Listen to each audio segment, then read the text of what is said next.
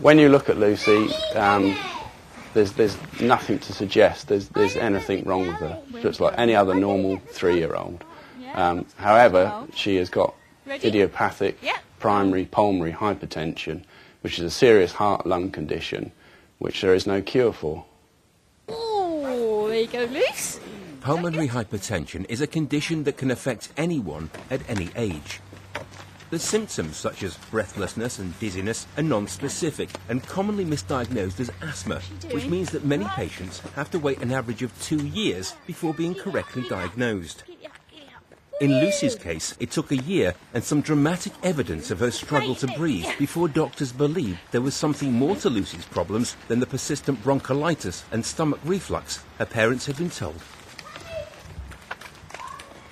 When she was born, she tended to be quite a difficult child to feed, and they gave her the title of failure to thrive, which I think a lot of babies can get, but they didn't really know why she was failing to thrive.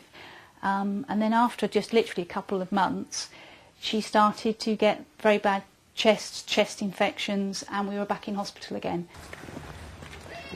Over the next 12 months, Lucy's parents took her back to the hospital 5 times. On each occasion, more concerned about her breathing problems, and each time, doctors at the local hospital told them there was nothing seriously wrong with Lucy. We sort of just, put ourselves in the hands of the doctors. But after a while, we started saying, come on, this is crazy. This isn't normal. This isn't a normal pattern for a child to just be in and out of hospital with bronchiolitis. And a couple of times she had quite a severe case, which is called RSV, which apparently you only get once and then you build immunity to. Well, she had it twice, and even then we said, come on, why is that happening? They didn't dismiss it as just saying, oh, you're hypochondriacs, but at the same time they didn't really pursue it, and in hindsight we wish that we'd said, take us to a specialist hospital. They mentioned stomach reflux, and it just didn't seem right to us. It just didn't tie up with how she was behaving. There she was struggling for breath, and they're talking about a stomach reflux. I just didn't, to my mind, didn't make any sense. So I just couldn't, like it is, you go to a doctor when you're ill. When you go and see the doctor, you've never got the symptoms. It's that frustration. So I couldn't think of anything else other than she just did it one other night. I picked the camcorder up and I just filmed it.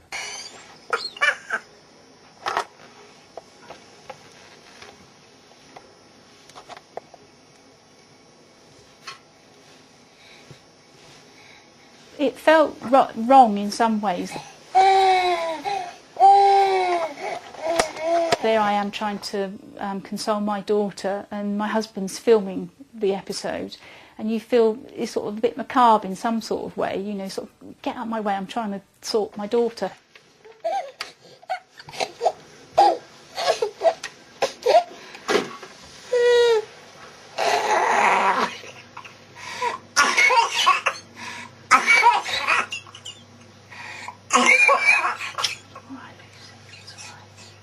I think when you've gone down every avenue trying to get a doctor to actually understand what you're going through at home, it was a very practical thing to do. So you'd have to detach your emotions from it and think, this is practical, the doctors are practical, they just look at symptoms. So we could show them the tape and hopefully they could start to take us more seriously.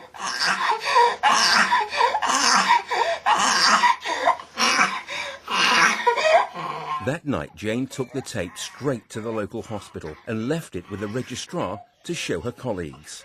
When they came back the next day, they said that a few doctors had looked at it, but they still weren't overly concerned.